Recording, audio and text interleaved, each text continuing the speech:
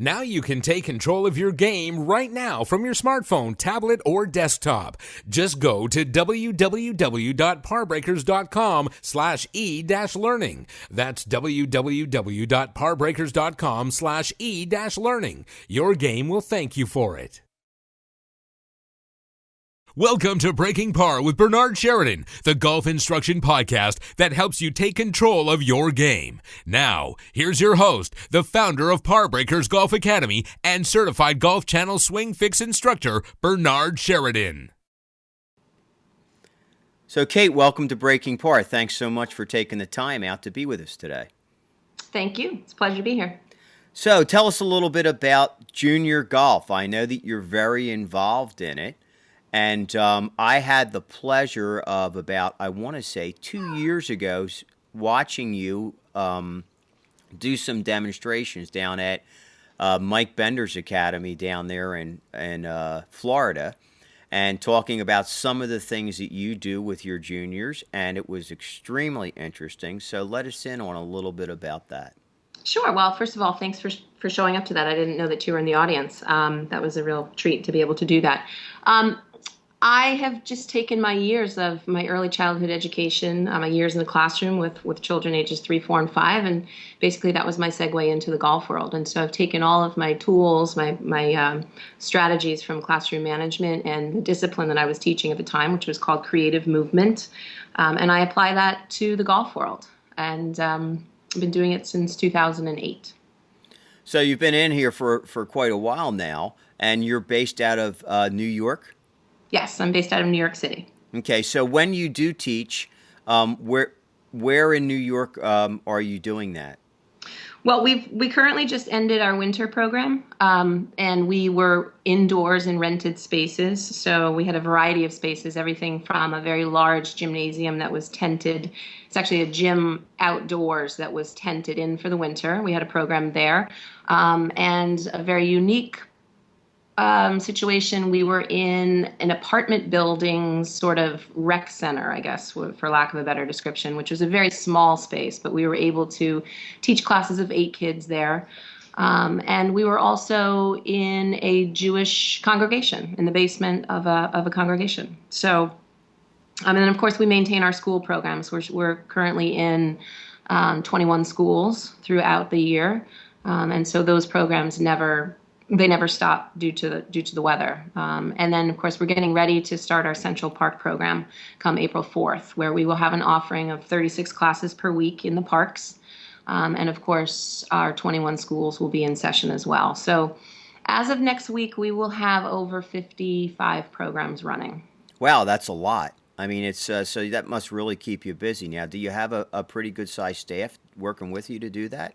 We have 15 active coaches. I have 2 full-time employees, Deneen Notman, who's my director of coaching, and Matt Sweet, who's my director of operations. We have a part-time employee that deals with some of the inventory issues, some marketing, some online marketing, and then, of course, there's me. And so between the 15 active coaches and that team of people, we make it happen. So what are the ages that you're usually working with, or where do they start? Are they real little ones? Are they like 3? Or are they 5, or what's the age groups that you're starting with, and then how old do the kids get at the top of your age groups that you're dealing with? Sure. For the majority of the year, for 9 months out of the year when we are on an academic schedule, our bread and butter really is 4 to 6. And that's how the program started. It was 4.5 to sort of the 5.5 turning 6-year-olds. Every year we've sort of taken a little bit younger than that, and currently we are offering a twos program. And so that'll be the first year that we're running a twos program. I'd say the oldest kids age out of our park programs around 8 years old. And then we bring them up to a golf facility in Riverdale, just north of New York City, a program called the Club at Riverdale. And there's an indoor facility. They have a simulator. They have some hitting bays, a putting green, a large gymnasium. And then we bring the kids out to a golf course called Moshlu, which is where the first tee is housed in the Met section. So we do have some advanced programming, but I continue to say that our bread and butter is really 4 to 6. I'd say that's 80% of our population. And in the summer months, I'm out in Montauk Downs where I'm the director of junior golf. And we continue to do a ton of programming more geared towards those discovery years, those ages 4 to 6. And then in the evenings, we run our advanced camps for kids that are out on the golf course and really, more advanced. Sure. Now, with parents who are out there who are interested in getting their kids involved in the sport, give us a little bit of insight as to what they can expect when they would come to a program that you offer. As in other words, like how long is the program? Is it always in a group? What type of equipment are you using? What type of game are they playing? A lot of games. I mean, what is the way that they should expect to see how your program does? I know that your program is very successful. So the reason why I'm asking you this question is because for people who aren't in New York, I want them to understand that this is the type of program that they should be looking for in their area and know what to look for as to what the setup is and what is really being covered, because that way they'll get what's the best possible, which I think is what your program offers. Well, thank you. Well, my tagline is play golf, play to learn. I'm a big fan of that philosophy. I believe that bringing the idea of golf to the children through their points of reference is really a magical thing. I think first and foremost, what the kids know is that our coaches are there for them for that 1 hour. We set the tone through connection, through circle time, through listening to them. We speak to them through their points of reference. And, I've spoken in many forums in the PGA and the LPGA, and I've always challenged golf professionals. There's not a concept in golf that you cannot guide a 4 or 5-year-old. You just need to use their language. So, we could take concepts like tempo and just turn it into different animals. We could turn shaft lean into the Leaning Tower of Pisa. There's a silly building over in Italy that leans a little bit to the right, and so that's our shaft angle. But there's really not a golf concept. And so how we teach it, we do it through connection and play. And I believe that when you have those two things, you're really creating the right environment for the children to be learning and discovering. I like to call my coaches, in addition to coaches, guides. We're there to guide. We're there to facilitate and guide their discovery and their self-ownership, rather than leading by, telling them to do it this way. We set them up to discover, and I think that just creates the best ownership of information. Now, equipment-wise, what are a lot of the equipment that you're using? Because I know that there's so many junior programs out there, and then when people go to buy clubs for their children, I want to make sure that they know what they should get and for what age group and things like that. I still see, believe it or not, some parents taking old clubs and cutting them down. Sure. And that still happens. It doesn't happen quite as much as it did maybe 10, 15 years ago, but it still happens. So let's say 2, 3. Are there normal clubs out there that they're using that are that size? Are they using like a snag type club, which is like a plastic equivalent that's lighter and easier for them to use, and not using real golf balls? I mean, what are you going about using, and what do you recommend for those juniors? We have a really mixed bag of tricks. I mean, we're talking about older 2s and 3s. I use a lot of the littlest golfer clubs. They're just lightweight. They look, just like a real golf club, perfectly suitable for a 2 and 3-year-old. As the kids get a little bit taller, we use a combination of U.S. Kids Golf Clubs and the Snag. And Snag recently came out with a purple club, which is actually a little bit shorter than their green, and I don't know the inches off the top of my head, but it's very, very suitable for some taller 3-year-olds and 4-year-olds. We use a lot of their putters, and the gross motor skills as a 3-year-old. We're not doing too much pitching, and we do a ton of putting at that age. As far as the balls, we use a mixture of Snag, we use a mixture of birdie ball. We use some almost golf balls. We use some balloons. We use some playground balls. We even strike these foam blocks that are a big part of my curriculum and games that we've designed around these things, because it's striking. You're talking about foundational movements at that age, and so we have a progression that we teach the kids, the younger children, that we guide them through. And it might start with just throwing and then swinging a snapper, which is the snag tool that has a ribbon on the end. And then we might have them hitting a large playground ball, and then we might progress down to a foam block with a birdie on top of it. I encourage them to build their own structure, and then we knock it down because, again, it's striking and it's sort of fun. I mean, what 4-year-old boy is not going to love building a tower up of, say, birdie balls and then knocking it down? And what you're doing in that experience is actually you're teaching to the whole child, which is our approach to learning. We're tying in music, we're tying in building, we're tying in creative, what's going on cognitively in their world. We'll throw in some math. They're adding 1 + 1. I'm a big fan in teaching to the whole child. And I think that, where we miss the boat oftentimes is just teaching to the physical development of kids. I just don't believe that there's any one domain of development that sort of works independent, right? So we have to tap into all of those in order to achieve the best results. So as far as equipment, we use a hodgepodge. The more tricks, the better. And I have a few things in each equipment bag that I've taken from my classroom in early childhood. And they're a staple in every single equipment bag. And we have a curriculum that's designed around all of those pieces of equipment. So at what age do you start to move them into more of a normal, like a full type golf club, as opposed to because I know that when they're real little, there's only a certain amount of clubs that they can use and or that is necessary for them to use. Yeah. But then as they start to get older, so what do you find is the age group that when they start to hit a certain age that they're moving to more clubs in their bag and they're more like what they would see in mom and dad's bag?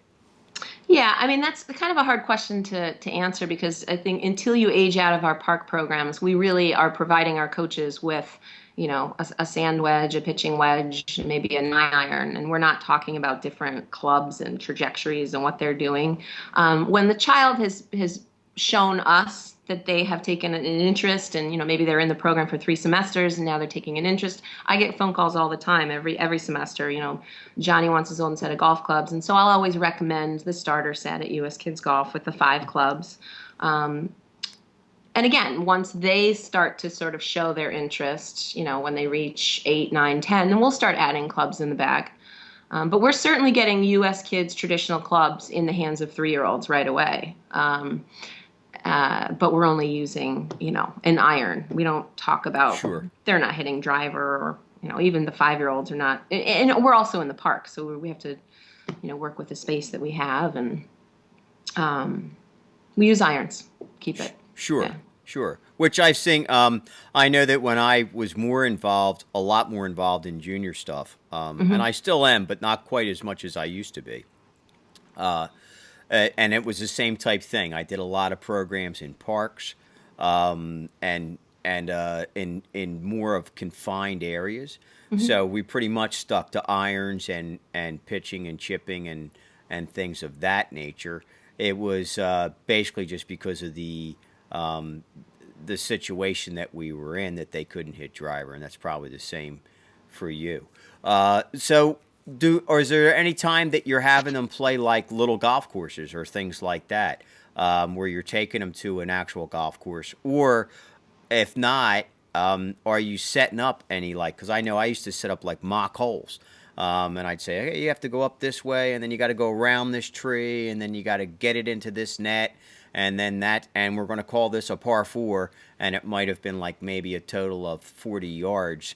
Are you doing anything like that type of stuff? Every single day. We just got done doing an indoor mini camp, spring break mini camp in somebody's apartment that they're getting ready to renovate. So we had this empty apartment, and we were creating putting courses that were, the dogleg right by grandma's guest room. And we had the kids, again, to tie into the whole child, we had them drawing a golf course. And if you're familiar with the snag target, so that's Velcro, right? Mm-hmm. So we went and got one of the staples in our inventory is large industrial Velcro tabs. So the kids would draw their golf course, and then we would cut to size a little piece of Velcro, put it on the artwork, and they would go off and create their own miniature golf courses. There are teachable moments everywhere. We do it all day long in every class. I mean, there's They're teachable moments everywhere. And Yeah, we create. it's exciting. I mean, it's Yeah. because I think that the kids got to get really excited about when they get to do all these different things, because it's not just it's all golf related, but it's not just specifically golf. Well, and it's what they can sort of wrap their minds around. When you're teaching a 4 or 5-year-old, a map or directions, you're not just giving them a map of the world and saying, oh, look, here we're in the United States and there's China. You're giving them a map of literally, here's their classroom and there's the secretary's office and there's the bathroom. You're giving them small steps and you're making it, sort of confined and contained. And so that's what we do. Yeah, I mean, and that's a great way to go about it, and that's already been proven that, that your program is very successful, and your approach is what really is making that happen, and kids keep coming back, and then of course I'm sure that you're seeing a lot of new kids come Sure. in every single year, Yeah. because of the age group that you're mainly dealing with. What is the oldest that you deal with? My boy Gordon is actually, what time is it? He's he's an 8th grader and he's trying out for his varsity team right now. And so he's my pride and joy. He's 14. I've been coaching him since he was 9. He was a skateboarder, snowboarder turned golfer. And, to watch him grow over the last 5 years has been my greatest, pride and joy. So, he's the oldest. And with him, are you going to like ranges and stuff like that, or are you going to golf courses with him sometimes, or? I do. We've done many playing lessons together, and he's a part of our summer program out in Montauk. Currently, he's in our Friday program where we bus the kids up to Riverdale, at the club at Riverdale. And so he's been working indoors with us over the last 14 weeks. And he'll continue to do so through his golf season. I told him, Gordon, it might be time to fly solo and be your own best coach. And he insisted that he still comes to us one day a week. So I allow for it because he's a special kid, and he gets it. He gets it very much. He gets, that it's way beyond the technical. And I mean, talk about Vision 54 skills. We call him Gordon 54 because he appreciates, at his age, he very much appreciates that whole person approach to holding a golf club, and that it's more important that your balance and your tempo and your self-talk and your emotional resilience.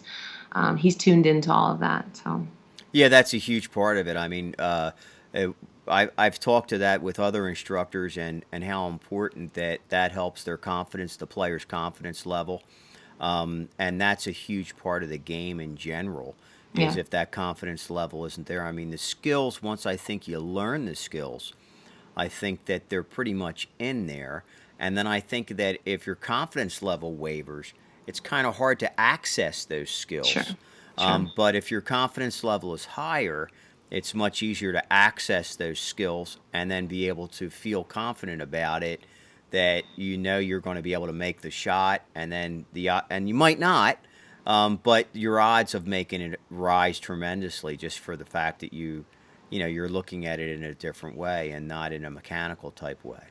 Yeah. Yeah, he's an interesting, even though our bread and butter is the 4 to 6 year olds, but I think the common thread there amongst any age that we really teach and coach is that Gordon knows he wants to come back because of that connection, and he knows that we're there for him, much in the same way. My 4 to 6 year olds, when our coaches are with them, they know without a shadow of a doubt that we are there for them for that 1 hour, to listen to them, to guide them, to be with them, and to connect.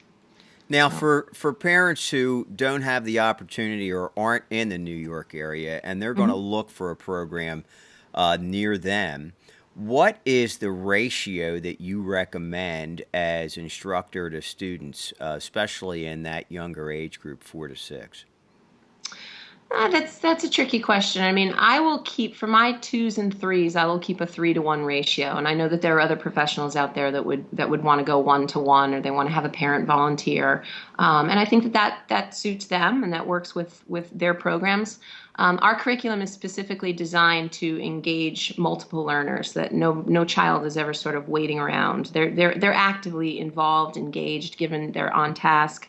So we have an entire curriculum that promotes a 3-to-1 ratio with the 2 and 3 year olds.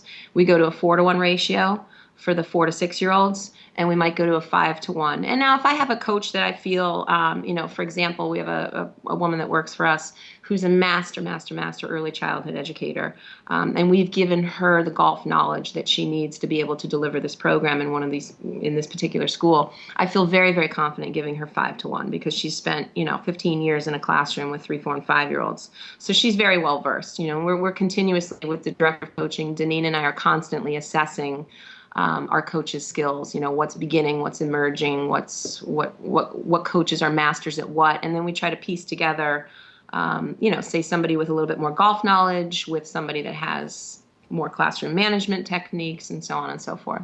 Now, do you find that ratio works best because of it helps the kids keep their interest more? So in other words, you said they're always engaged. So if the person who's with them, if there's a smaller group, it's easier to keep them all engaged in doing stuff as opposed to maybe one sitting around waiting for their turn to do it. So, and then also due to the fact of safety reasons. Of course, yeah. I mean, safety is absolutely number one for sure. I know that when I had that when I started in this business and I was doing the Nike Junior camps. And to me, number one bulk that I always really tried to get across was safety and how, always pay attention to your surroundings. I would tell the kids, always check before you swing the club. Make sure that you're not near anyone else. Make sure that you can't hurt anybody because if you did, you would really be upset. You would feel terrible about it. And then you would also not want to, and then think about what would happen to that person if you were the one who got hurt, how you would feel about it, things like that. So I totally agree that when you're dealing, even with adults, safety is number one, always making that a priority. But kids can sometimes get a little bit, lose focus for a moment, and then, or maybe just walk behind another player and not really think about it. They're not even thinking about it. They might be looking at someone else. And then just walk right behind them, and then someone's swinging, and they end up getting hit. So, but if there's a better ratio of student to instructor, then the odds of that are reduced drastically. So that's very important if someone is looking for a program to make sure that that's a priority. Yes. Well, sure, and we're talking about a younger, 4 and 5-year-olds really don't have a concept of safety. They don't grasp it, and so it's even just that much more important to keep every learner engaged. If that's when we're in Central Park, I just ordered like 5 cases of chalk, so our coaches will create a very visual space for the kids to be in, and it's not just about, oh, hey, Bernard, stand over there in the safety zone. It's, okay, Bernard, I need you to be my foot coach. Okay, I want you to watch Kate putt. And when you watch Kate putt, could you make sure that her feet are super glued to the ground? So now they're in the safety zone and they've got a really great visual of where that is. But they're also engaged cognitively because I'm giving them some things to focus on and they're acting as the coach. And when you give children jobs, they become super engaged. I mean, it's why when you walk into a preschool, the very first thing that they do in circle time is they talk about who's going to be the lunch helper, who's going to be the calendar helper, who's going to be the weather helper. And so every single class, every game that we run, we have helpers, and they're learning through, observation or through whatever task. And most importantly, they're remaining engaged, which is preventing behaviors from happening, which is preventing safety infractions, things of that nature. Right. So then really what you're doing is you're giving every student a job. Yes. That makes them feel important. They also want to do their job well. Mm-hmm. And then if their job is to be in a certain spot that's safe while they're not swinging, right. I mean, that's brilliant, Kate. I mean, it really is, but it's also so simplistic of an idea, because usually simplistically brilliance comes in simplicity, and I think that so many instructors they kind of just say, okay, here's the safe zone, stand in this box. Yeah. And then they don't, and so it's like, well, then what is the kid going to do in the box? Kids always want to be doing something. Well, and you have an incredible opportunity to tap into their creativity. I mean, children at that age this is where play is, fantasy is their real world. This is exactly where they learn about life. And so you have an incredible opportunity. And what I say to the industry over and over again, at the very least, turn the golfer into something. And I'll give you a couple of examples. Turn the golfer into something, turn the ball into something, turn the target into something. So let's say you have a boy in the safety zone, and one of our classic games in our curriculum is called planet putting. I will literally set out 8 things and name them certain planets. And one child is the astrologist or the astronomer or the astronaut or whatever they want to be. And they're literally in the safety zone, but their job is to call out the planet that the spaceship has to go to, and the spaceship is the ball. And the putter themselves, you ask them what they want it to be. I had a group of girls the other day where the snag target, the roll-a-rama, was the jewelry box. And we put out 5 different color snag balls. And the princess got to be in the castle. The castle was the safety zone. And that princess had to tell the other princess what jewelry she was missing from the jewelry box. And then before you know it, you've got these 4 girls, because there's 2 on either side putting to the target, right? You've got a game where 4 children are completely engaged, cognitively, creatively, spiritually, right? Spirit of the game. And they don't even know they're playing golf, but they are. They're learning how to line up. They're learning distance control. They're learning setup. And the social, emotional things going on. And it's through their points of reference, which is play, fantasy, creativity, fun. Yeah, I mean, that's great. So a lot of things that parents should be looking for or asking when they go to find a program in their area.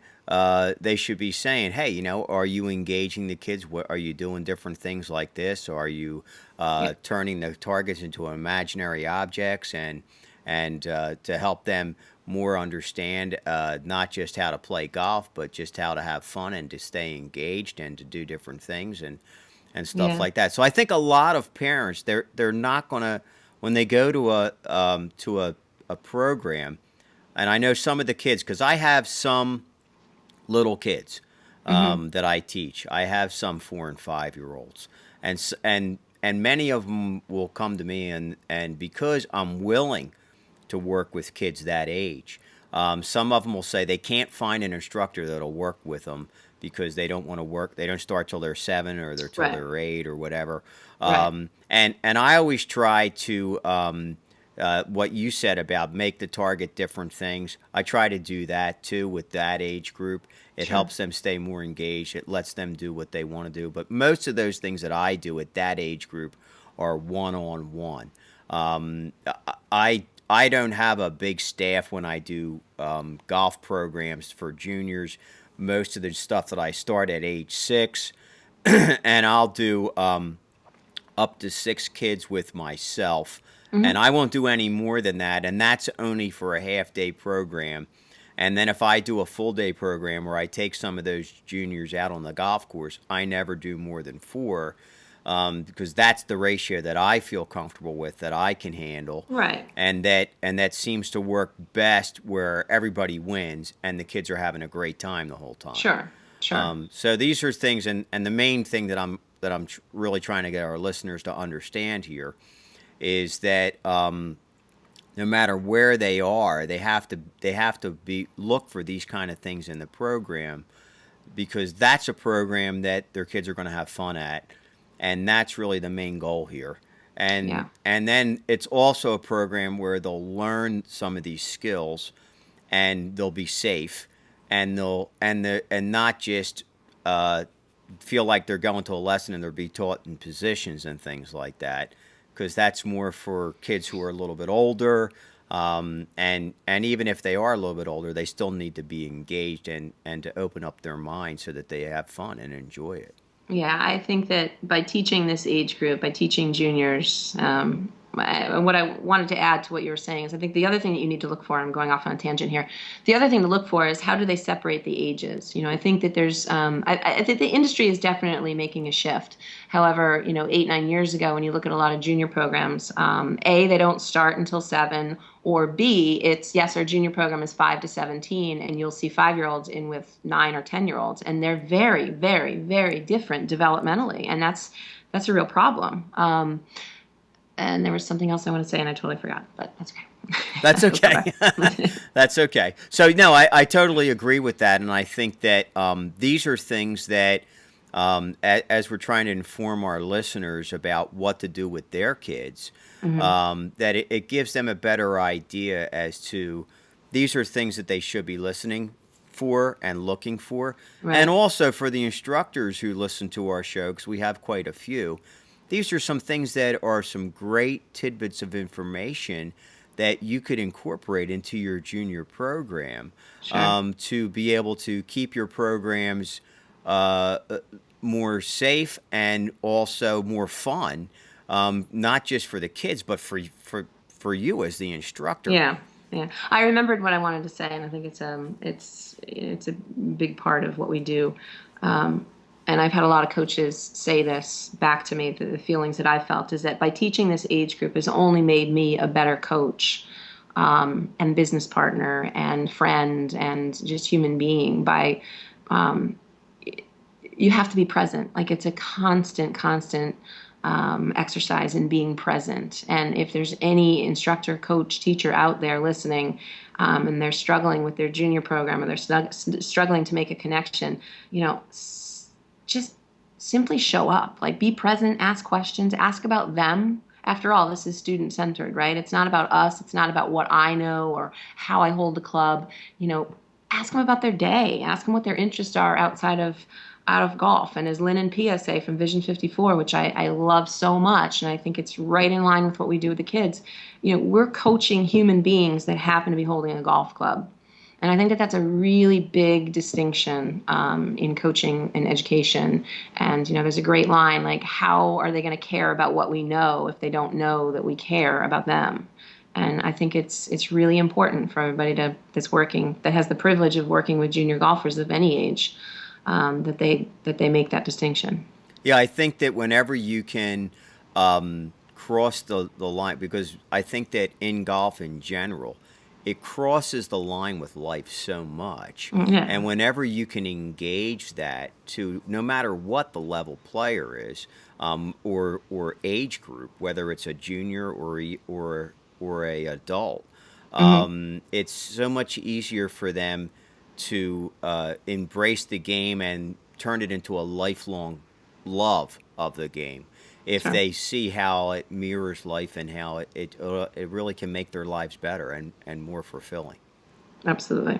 Yeah, it's a vehicle for sure. Golf is a vehicle. We're not out to turn out, 500 Tiger Woods. We're out to help be a part of the process of, in molding a better human being. And golf has a ton of opportunities to do so. It's a wonderful, wonderful vehicle. I totally agree, and it's great that you have that outlook, and it was so great to have you on the show as a guest, because what that does is it can inspire others to be like you, and I think that's a great thing. It really is. Your heart and soul is in the right place, Kate. There's no doubt about that. Thank you. I love what I do. I'm very passionate about it. And thanks for having me. This has been fun. It really has. So before we wrap this all up, give us a way that our, all the guys out and gals out there who have youngsters and are in the area can get involved and get in touch with you guys and be a part of the fantastic programs that you're running in the New York area. Well, you can certainly check out our website at ktuga.com. That stands for Kate Tempesta's Urban Golf Academy. We're getting ready to launch a team training space on Edify, which will be a subscription-based.